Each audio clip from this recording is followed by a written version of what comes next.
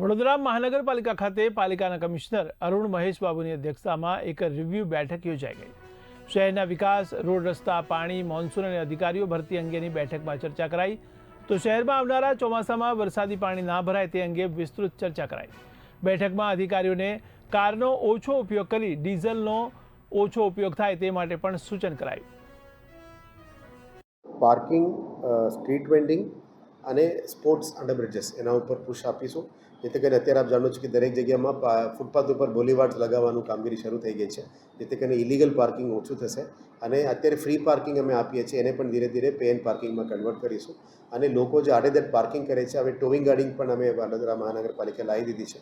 4 towing vehicles આવી ગયું છે, એટલે પોલીસ જે ચાર્જસ લઈ રહ્યા છે અંડર મોટર વ્હીકલ્સ એક્ટ, અમે જીપીએમસી એક્ટ અંતર્ગત ઇલીગલ પાર્કિંગ, ઇલીગલ જે ગાડી મૂકીને જાય છે એનું પણ ટોઈંગ, લોકિંગ બધું પ્રક્રિયા શરૂ કરી દેવામાં આવશે।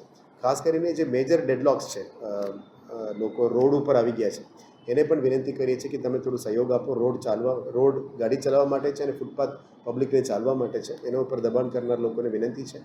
ટૂંકા સમયમાં ટાઉન વેન્ડિંગ કમિટી નવું બોડી આવે પછી ટાઉન વેન્ડિંગ કમિટી દ્વારા પણ અમે ડિસાઇડ કરીને street vending zones, street vending rods, કયા રોડમાં કયા પાર્કિંગ જગ્યા છે, કયા રોડ ઉપર પાર્કિંગ અલાઉડ નથી, નો પાર્કિંગની બોર્ડ્સ પણ લગાવવાના છે। અને સાથે સાથે સ્ટ્રીટ વેન્ડર્સ માટે પણ એમની જે હોકિંગ ઝોન્સ છે, સ્ટ્રીટ વેન્ડિંગ ઝોન્સ છે, road wise, area wise, zone wise અમે પણ જાહેર કરવાના છે। ત્યાં સાંજે 7 થી 11 જે રૂલ પ્રમાણે એ પણ ત્યાં આવીને વેચાણ કરી શકે। બધા જગ્યામાં જે અત્યારે ડિસ્ટ્રીબ્યુટેડ ચાલી રહ્યા છે એને પણ રેગ્યુલેટ કરીને એમની આવક વધે, એમની પણ ધંધો ચાલે, એ રીતનું એક પોઝિટિવ નિર્ણય જે પહેલાં લીધેલા છે એને અમલીકરણમાં અમે